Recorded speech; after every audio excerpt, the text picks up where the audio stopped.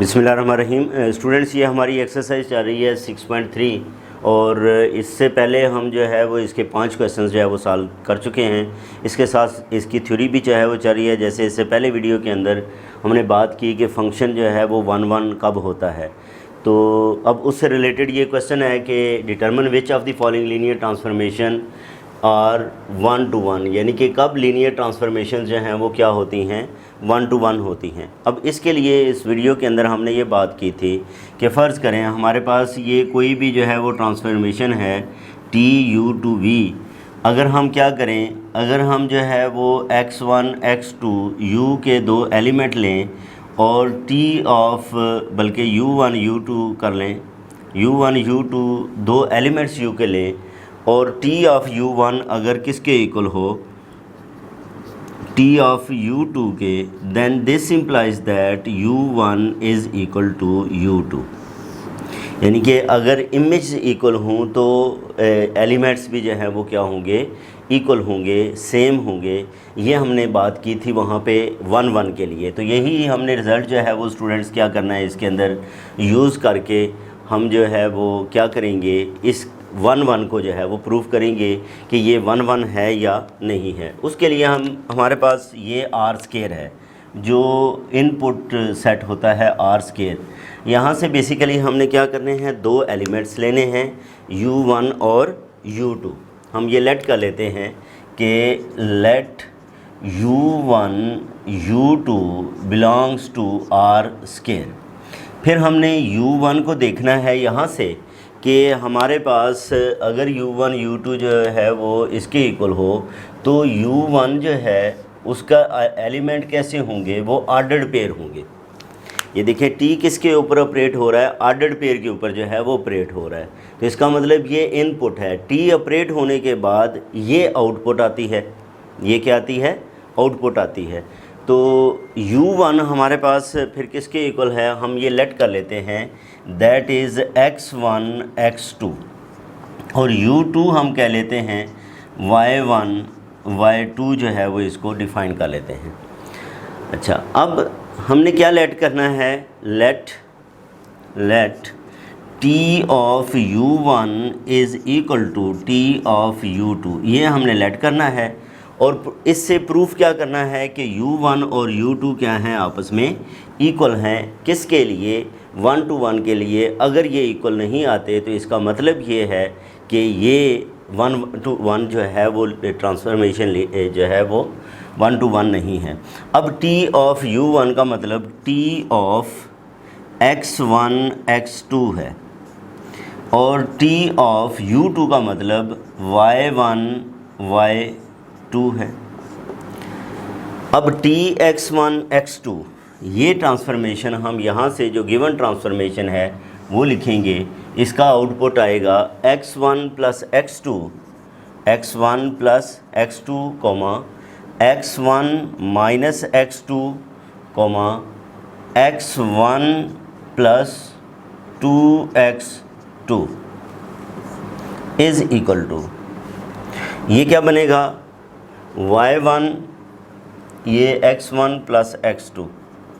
अच्छा, इसी के मुताबिक अगर ये इसकी जगह पे y1 हो, इसकी जगह पे y2 हो, तो इधर भी वही रिप्लेसमेंट आ जाएगी। यानी कि y1 plus y2, y1 minus y2, y1 plus 2y2, ये हमारे पास आ गए। ये आपस में क्या हैं, इक्वल हैं। This implies that x1 plus x2 is equal to y1 plus y2।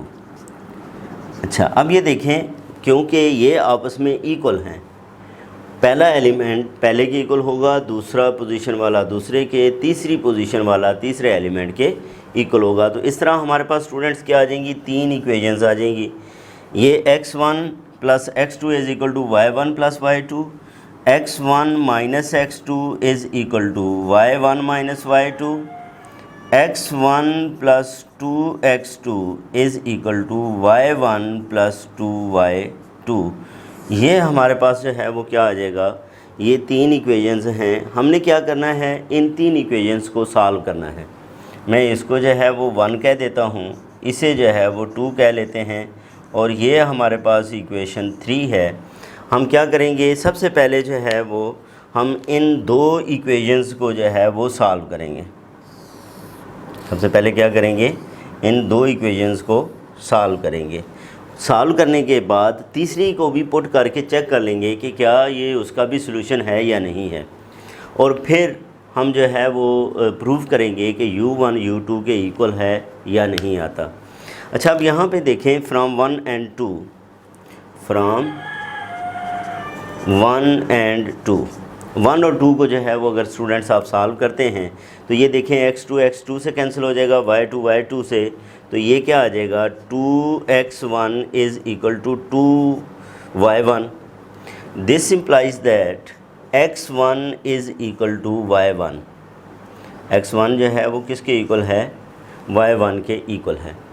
अब ये वाली वैल्यू किसी एक इक्वेशन में पुट कर दें, जैसे फ़र्ज़ करें या फिर आप इसे माइनस कर दें। माइनस करेंगे तो ये 2x2 किसके इक्वल आएगा, 2y2 के। तो यहाँ से x2 इज़ इक्वल टू आ गया y2। अब इन दोनों वैल्यूज़ को 3 में पुट करके चेक कर लें कि क्या ये उसको भी सेटिस्फाई करती हैं या नहीं, क्योंकि जो इन दो इक्वेशन से वैल्यूज़ आए हैं वो इस तीसरी इक्वेशंस को भी क्या करने चाहिए, इन्हें सेटिस्फाई करना चाहिए। तो x1 की जगह पे हमने y1 को रिप्लेस करना है और x2 की जगह पे y2 को रिप्लेस करना है। ये आ जाएगा y1 प्लस y2, तो ये सेटिस्फाई कर गई। इसका मतलब ये इसका क्या है, सॉल्यूशन है। अब स्टूडेंट्स इसमें ये देखें, u1 जो है वो that is equal to x1 x2, और x1 x किसके इक्वल है, y1 के, और x2 किसके इक्वल है, y2 के, और ये क्या है, ये u2 है। इसका मतलब ये हुआ कि u1 is equal to u2। तो हमारे पास हमने क्या कंसिडर किया था, हमने ये कंसिडर किया था कि इमेज इक्वल हैं, यानी कि t of u1 is equal to t of u2।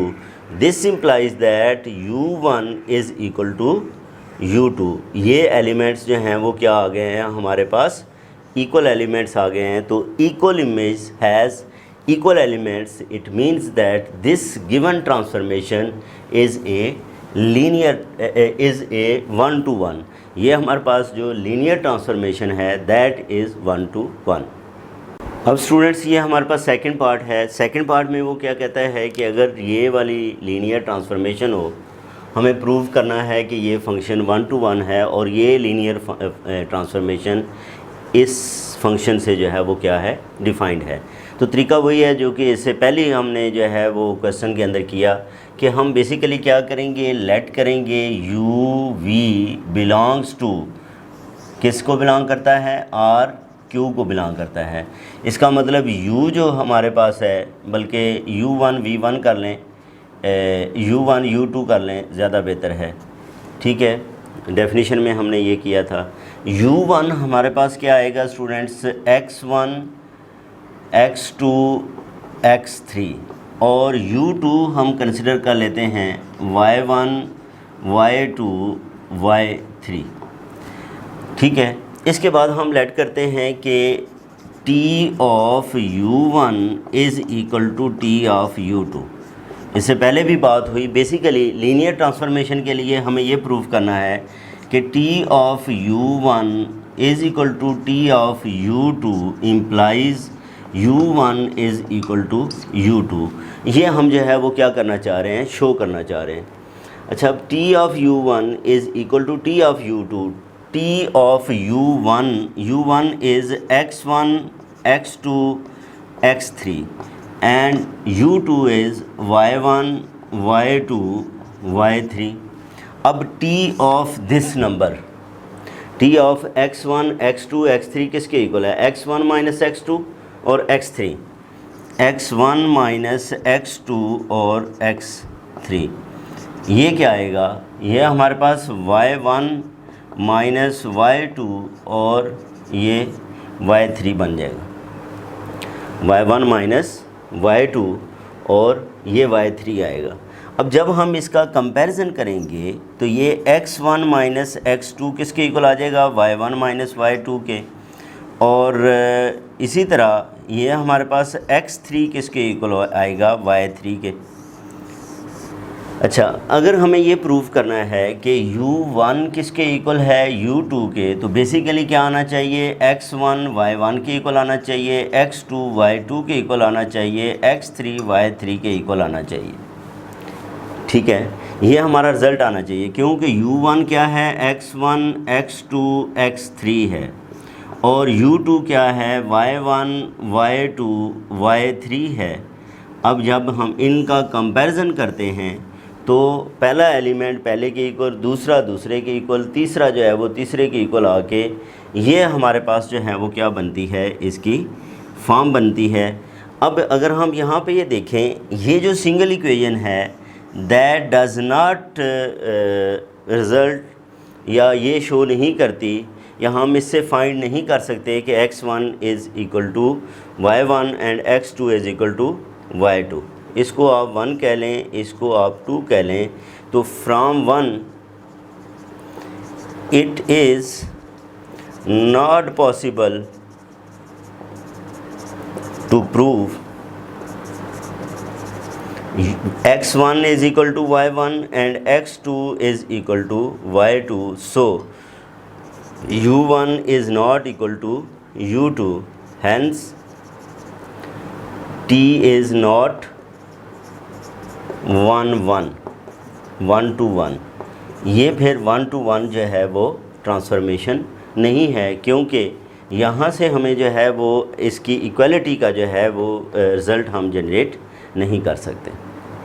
अब स्टूडेंट्स, इसका थर्ड पार्ट है। थर्ड पार्ट में क्या गिवन है कि ये हमारे पास एक ट्रांसफॉर्मेशन गिवन है, फंक्शन गिवन है जो इससे डिफाइंड है। हमने इस लीनियर ट्रांसफॉर्मेशन को प्रूव करना है कि that linear transformation is 1 to 1। ये जो लीनियर ट्रांसफॉर्मेशन है, ये जिस तरह हमने पहली 2 एग्जांपल्स को डिस्कस किया, इसी तरह इसको भी डिस्कस करेंगे। तो बेसिकली हम क्या करते हैं कि 2 एलिमेंट u1 और u2 हम R2 जो इसकी इनपुट है, इनपुट सेट है, उससे जो है वो लेंगे और इनकी इमेज को इक्वल कंसिडर करेंगे। अब u1 बेसिकली किसके इक्वल होगा, u1 इक्वल है x1 x2 के, that is equal to x1 x2, और u2 हम कंसिडर कर लेते हैं y1 y2 कंसिडर कर लेते हैं। अब हमने क्या लेट करना है कि let t of u1 is equal to t of u2। t of u1 किसके इक्वल है, t ऑफ u2 के इक्वल है। अब t ऑफ u1 है क्या, x1 x2, और ये u2 क्या है, y1 y2 है।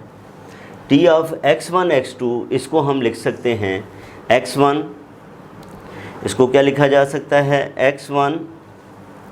x1 प्लस x2 और x1 minus x2 is equal to, ये क्या बनेगा, t of y1 y1 plus y2 y1 minus y2। यानी कि हमने क्या किया, इसके मुताबिक इसको जो है वो इसकी आउटपुट को जो है वो लिख लिया। अच्छा, अब यहाँ पे ये देखें, हमने क्या करना है, कंपैरिजन करना है। तो x1 किसके इक्वल आएगा, y1 के। सेकंड के इक्वल, तो x1 plus x2 is equal to y1 plus y2। और तीसरी इक्वेशन बनेगी x1 minus x2 is equal to y1 minus y2 बनेगी। ठीक है, ये हमारे पास जो है वो क्या है, 3 इक्वेशंस हैं। अच्छा, अब यहाँ पे x1 किसके इक्वल है, y1 के। इधर वैल्यू पुट करो, x1 plus x2 is equal to y1 plus y2। अब x1 की जगह पे हमें क्या रिप्लेस करना है, y1 को रिप्लेस करना है। तो ये y1 plus x2 y1 plus y2 ये कैंसिल होके x2 is equal to y2 आ गया। तो तीसरी में जो है वो दोनों वैल्यूज़ पुट करके चेक कर लेते हैं सेटिस्फाई होता है कि नहीं होता। अब ये है x1 minus x2 is equal to y1 minus y2। x1 की जगह पे y1 रिप्लेस करें, x2 की जगह पे y2 रिप्लेस करें, तो ये आपस में इक्वल हैं। इसका मतलब ये है कि जो u1 था हमारे पास x1 x2, अब x1 किसके इक्वल आया है, y1 के, और x2 किसके इक्वल आया है, y2 के। और ये क्या है, ये u2 है, तो u1 किसके इक्वल आ गया, u2 के। तो अगर इमेज इक्वल हों तो एलिमेंट भी इक्वल आ जाएं, तो इसका मतलब ये है कि ये ट्रांसफॉर्मेशन 1 to 1 है, और यही हमें जो है वो प्रूव करना था। तो ये थे स्टूडेंट्स हमारे पास क्वेश्चन नंबर 6, जिसके 3 पार्ट्स थे, वो हमने जो है वो सॉल्व किए। इसके बाद हम डिस्कस करेंगे क्वेश्चन नंबर 7 को नेक्स्ट वीडियो के अंदर। अपना ख्याल रखें, अल्लाह हाफिज़।